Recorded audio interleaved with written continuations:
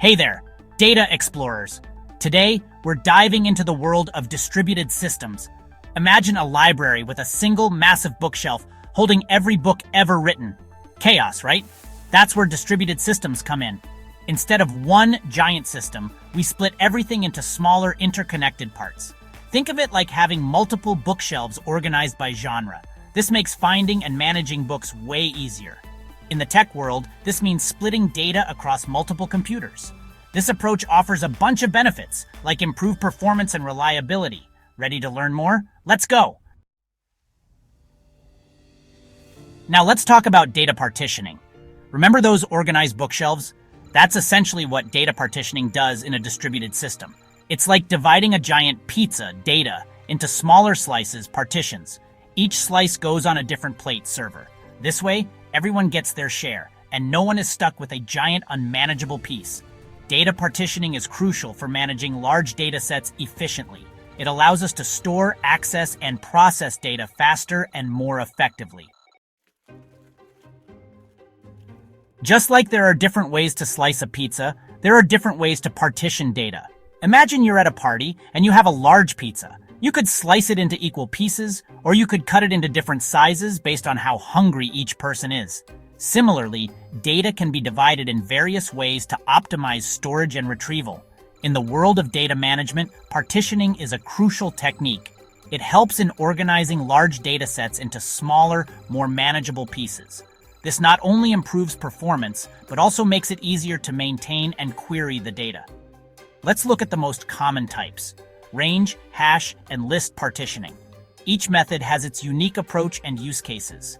Understanding these can help you choose the best strategy for your data. Range partitioning divides data based on a range of values. This is particularly useful when dealing with data that has a natural order, such as dates or numerical ranges. For example, you could group books alphabetically by author's last name. This makes it easy to find a book when you know the author's name. Hash partitioning uses a hash function to distribute data evenly. This method is great for ensuring that data is spread out uniformly, which can help balance the load across different storage devices. Think of it like assigning each book a random number and placing it on the corresponding shelf. This way, no single shelf gets overloaded with too many books. List partitioning assigns data to specific partitions based on predefined rules. This method is useful when you have distinct categories or types of data that need to be stored separately. Imagine having a shelf specifically for award-winning books. This makes it easy to find a book when you know it has won an award. Each type has its pros and cons, and choosing the right one depends on your specific needs and data characteristics.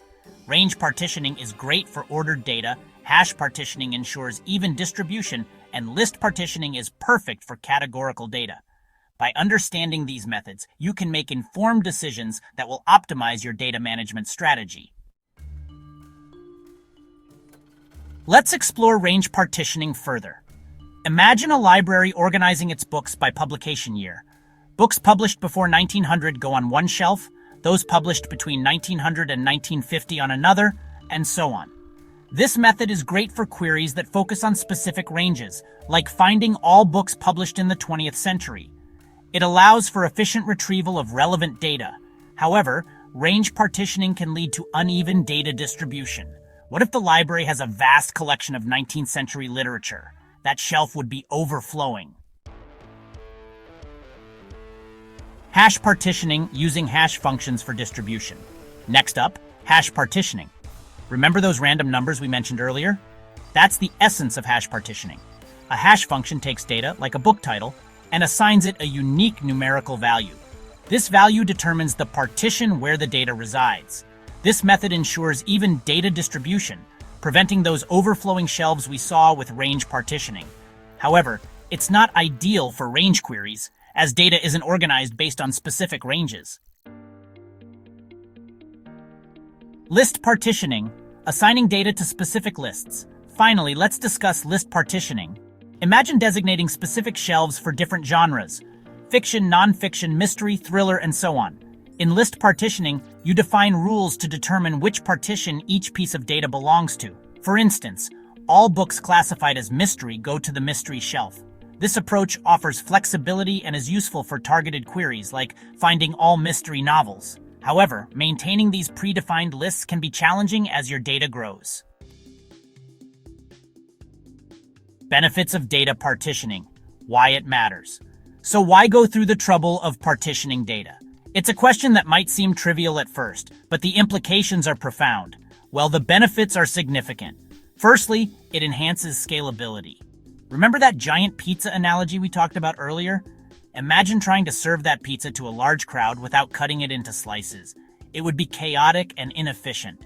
By dividing it into smaller slices, we can easily accommodate more people or users and pizzas or data without overwhelming the system. This means that as your user base grows, your system can handle the increased load seamlessly. Secondly, it improves query performance. Think about it. When you need to find a specific piece of information, would you rather search through an entire library or just a single well-organized section? When searching for specific information, we only need to look at a particular partition, not the entire dataset. This targeted approach significantly reduces the time and resources required to retrieve data, making your system more efficient. Finally, it enhances data availability and fault tolerance. In a world where downtime can mean lost revenue and frustrated users, this is crucial. If one server goes down, only the data on that server is affected. The rest of the system remains operational, ensuring that your services continue to run smoothly. This redundancy is a key component of a robust data management strategy, providing peace of mind and reliability. So data partitioning isn't just a technical choice, it's a strategic one that can make a significant difference in the performance and resilience of your systems. Challenges and solutions. Overcoming partitioning hurdles. While data partitioning offers numerous benefits, it also presents challenges. These challenges can range from technical complexities to operational hurdles that need to be addressed meticulously. One significant challenge is choosing the right partitioning scheme. The choice of scheme can greatly impact the performance and scalability of your system. There's no one-size-fits-all solution, and selecting the wrong scheme can lead to performance bottlenecks. This can result in slower data retrieval times and increased latency, which can be detrimental to user experience.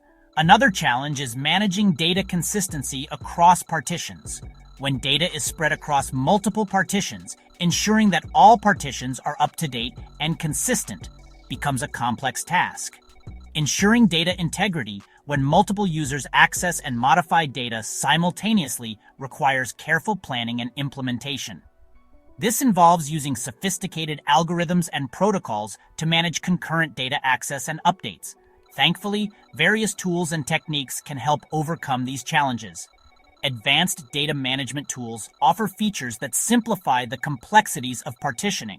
For instance, distributed databases and data management platforms offer features like automatic partitioning, data replication, and transaction management. These features not only simplify the process, but also ensure data consistency and reliability, making it easier to manage large-scale data systems effectively. Conclusion: the power of data partitioning. In conclusion, data partitioning is like the secret sauce of scalable distributed systems. It allows us to handle massive amounts of data efficiently, improve performance, and enhance system reliability. By understanding the different partitioning techniques, their pros and cons, and the challenges involved, we can unlock the full potential of distributed systems and build robust, scalable applications for the future. So there you have it. Data partitioning, your key to conquering the world of big data. If you learned something new, like the video, share your thoughts in comment section, and don't forget to subscribe the channel for more related videos.